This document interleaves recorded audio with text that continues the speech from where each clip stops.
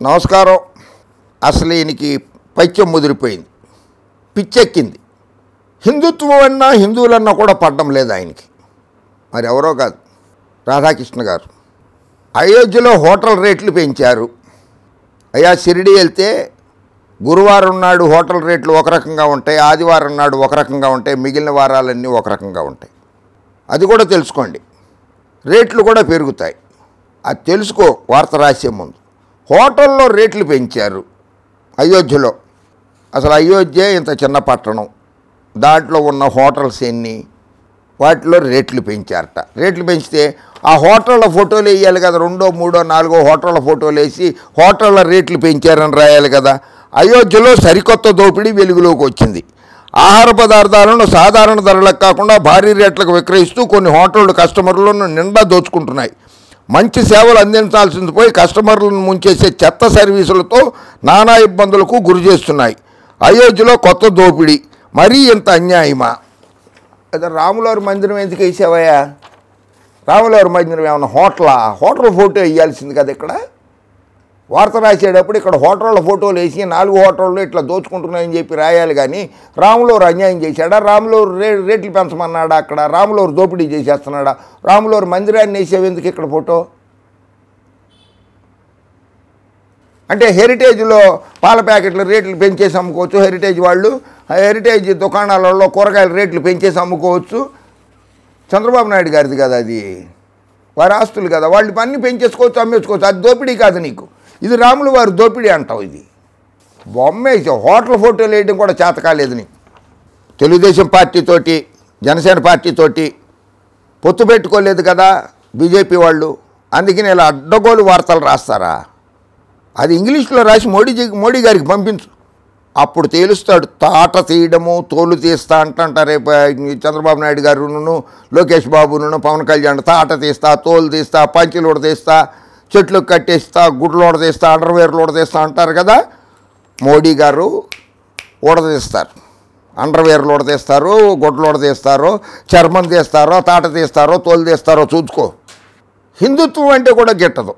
Only సొంత సామాజిక వర్గము తప్పితే నీకు ఇంకా వేరే సామాజిక వర్గాలు కానీ, బీసీ, ఎస్టీ, మైనారిటీ, బడుగు బలహీన దళిత వర్గాలు కానీ, క్రిస్టియన్స్ కానీ, ముస్లిమ్స్ కానీ, బ్రాహ్మిన్స్ కానీ, వైశ్యాస్ కానీ, వెలమాస్ కానీ, రాజులు కానీ, ఏ కులము నీకు అక్కర్లేదు. హిందుత్వం కూడా అక్కర్లా, మతాలు కూడా అక్కర్లా నీకు. ఇది ఎక్కడ పైత్యం? ఓకే, జర్నలిజానికి విలువలు ఇచ్చి వార్తలు రాయడం నేర్చుకోండి. అయోధ్య ఎప్పుడైనా వెళ్ళారండి మీరు? అయోధ్య ఎంత ఊరో చూసావా? అయోధ్య ప్రజలు లాభపడకూడదా? మీరు ఎట్లాగో రైతుల్ని 30,000 మంది రైతుల్ని భయపెట్టి అదిరించి బెదిరించి రాజధాని అని పేరు చెప్పేసి 30,000 ఎకరాలు అసైన్డ్ భూములతో సహా లాగేసుకుని సొంత సామాజిక వర్గానికి, సొంత బంధువులకి, బేనామీలకి కట్టబెట్టుకున్నాడు చంద్రబాబు నాయుడు. అటువంటి వాళ్ళని సమర్థిస్తారు. హెరిటేజ్ పాల ప్యాకెట్లు రేట్లు పెంచినప్పుడు రాశావా వార్త?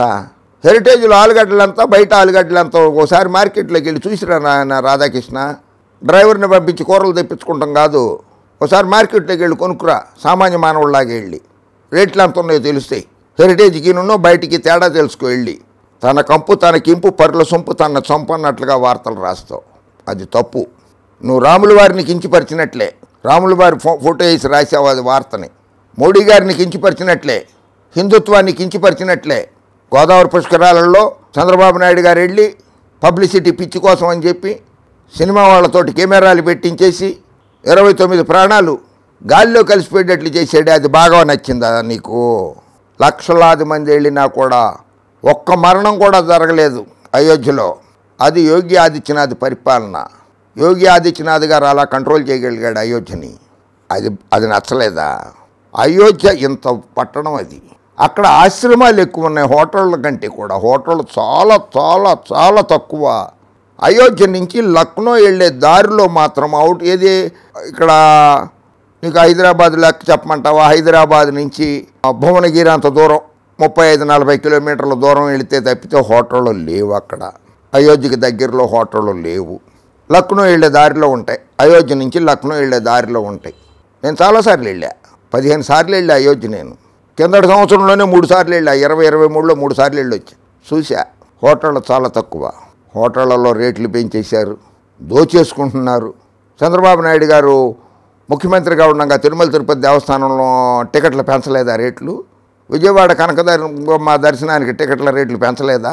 సింహాచలం అప్పన్న స్వామి దర్శనానికి టికెట్ల రేట్లు పెంచలేదా ఆయన? అవన్నీ కనపడలేదా నీకు? రాధాకృష్ణ గారు, రాజకీయాల్లోకి దేవుళ్ళని తీసుకురాకండి, మతాలను తీసుకురాకండి. ఆఫ్కోర్స్ మీకు మతాలంటే పడదలే. ఒక్క సామాజిక వర్గం తప్పితే, నీ సొంత సామాజిక వర్గం తప్పితే మిగిలిన వాళ్ళు ఎవరు పనికిరారు. మిగిలిన వాళ్ళు మనుషులు కారు నీ లెక్కలో. దేవుళ్ళను కూడా లెక్క చేయట్లా. అదే వార్త ఇంగ్లీష్లో రాసి యోగి ఆదిత్యనాథ్ గారికి మోడీ గారికి అమిత్ షా గారికి పంపించండి ఒకసారి ఆ వార్తని. లేకపోతే మీరు రాసి మీ పేపర్లోనే ఆంధ్రజ్యోతిలోనే రాసేయండి, దాన్ని ఇంగ్లీష్లో రాయండి. తెలుగు దినపత్రికలో ఇంగ్లీష్లో కూడా రాయొచ్చు, అప్పుడప్పుడు రాసేయండి. దాన్ని పంపిద్దాం అమిత్ షా గారికి, యోగి ఆదిత్యనాథ్ గారికి, మోడీ గారికి. పోనీ రేట్లు తగ్గించమని వాళ్ళన్న రిక్వెస్ట్ చేద్దాం. అమాంతంగా అమరావతిలో ఎకరము 15 లక్షలది ఎకరం ₹1,00,00,000 అయిపోతే రేట్లు పెరిగిపోయినాయి అమరావతిలో అని చెప్పి ఎందుకు రాయలేదు? గుండెలు బాదుకుంటావు ఎందుకు? చిరు వ్యాపారులు బతకక్కర్లేదా? చిన్న చిన్న హోటళ్ళు ఉంటాయి అయోధ్యలో చిన్న హోటళ్ళు ఉంటాయి. అయోధ్యలో సందులు గొంతులు ఎక్కువ. అయోధ్య విజయవాడ అంత పెద్దదో, తిరుపతి అంత పెద్దదో, రాజమండ్రి అంత, వైజాగ్, ఏలూరు అంత పెద్ద పట్టణం కాదు. అది చాలా చిన్నది మున్సిపాలిటీ, అది చిన్నది. అది అయోధ్య. సరయూ నది ఒడ్డున మాత్రమే కొన్ని హోటళ్ళు ఉన్నాయి అక్కడ దగ్గరలో. అటువంటి పవిత్ర ప్రదేశంలో ఉన్నటువంటి రామాలయం బొమ్మేసి రేట్లు పెంచేశారని ప్రజలకి ఎటువంటి సంకేతాలు వెళతాయి? అవి ప్రజలు ఏమనుకుంటారు? వార్త అనేది చక్కగా రాయండి, ప్రజలకు అర్థమయ్యేలాగా రాయండి. దేవస్థానాల గురించి, చారిత్రక ప్రదేశాల గురించి రాసేటప్పుడు కొంచెం ఆలోచించి రాయాలి. జగన్మోహన్ రెడ్డి గారి మీద విషం చెమ్మడమే, మోడీ గారి మీద విషం చెమ్మడమే, భారతీయ జనతా పార్టీ మీద విషం చెమ్మడమే, చేతిలో పెన్ను ఉంది కదా అని చెప్పి అడ్డగోలుగా రాసేయడమే. మనకి బొక్కలున్నాయి వెనకాల. అవిభాజ్య కమల పిల్లలు వీణావాణి వాళ్ళ పేరు మీద సొమ్ములు కొట్టేశారు. అది రంగారెడ్డి జిల్లా కోర్టులో కేసు నమోదైంది మీ మీద. రాధాకృష్ణ గారు, మనకి బొక్కలున్నాయి. చంద్రబాబు నాయుడు గారు ముఖ్యమంత్రిగా ఉండగా విశాఖపట్నంలో ఖరీదైన స్థలం రిషికొండకి ఎదురుకుండా ఉండే ఇంకో కొండలో అప్పనంగా ఎకరం కోట్ల రూపాయలు ఉండేది 55 లక్షల రూపాయలకి సొంతం చేసుకున్నారు మీరు. వైఎస్ జగన్మోహన్ రెడ్డి గారు వచ్చిన తర్వాత ఆ జీవో క్యాన్సిల్ చేశారు. ప్రభుత్వానికి నష్టం కలిగించకుండా ప్రభుత్వం స్వాధీనం చేసుకుంది. అందుకని జగన్మోహన్ రెడ్డి గారి మీద నువ్వు వార్తలు రాస్తావు, వ్యతిరేక వార్తలు రాసేది. నువ్వు చేస్తే సంసారమా? వేరే వాళ్ళు చేస్తే సంసారం కాదా? తప్పు. రాజకీయాలకి దేవాలయాలకి ముడిపెట్టకండి. మీరు చంద్రబాబు నాయుడిని దేవుళ్ళలాగా గుర్తుంచుకోండి. ఆయన వెళ్ళారు కదా, చంద్రబాబు నాయుడు గారు కూడా వెళ్ళారు కదా అక్కడికి విగ్రహ ప్రతిష్టాపన రోజు నాడు. ఆయన వచ్చి చెప్పాడా అక్కడ రేట్లు విపరీతంగా పెంచేశారని? ఆయన ప్రభుత్వ ఆదిత్యమే ఇచ్చి ఉంటుంది కదా, ఆయన ఏం చెప్పు ఉండకపోవచ్చు. ఇప్పుడు ఆయన ఏమన్నా చెప్పాడు చెప్పు నీతోటి? ఆయన వెళ్ళింది రాజకీయం కోసం, బీజేపీ ప్రాపకం కోసం. పొత్తు పెట్టుకోండి, నాతో పొత్తు పెట్టుకోండి అన్నాడు. అడుక్కుంటాం కోసం వెళ్ళాడు చంద్రబాబు నాయుడు అయోధ్యకి. రాములవారి మీద ప్రేమతో కాదు. ఓకే, భారతీయ జనతా పార్టీ నాయకులు గుర్రుగా ఉన్నారు నీ మీద. వాళ్ళకి ఇంగ్లీష్లో అనువదించి పంపిస్తున్నారు కొంతమంది, చూసుకోండి. జై హింద్.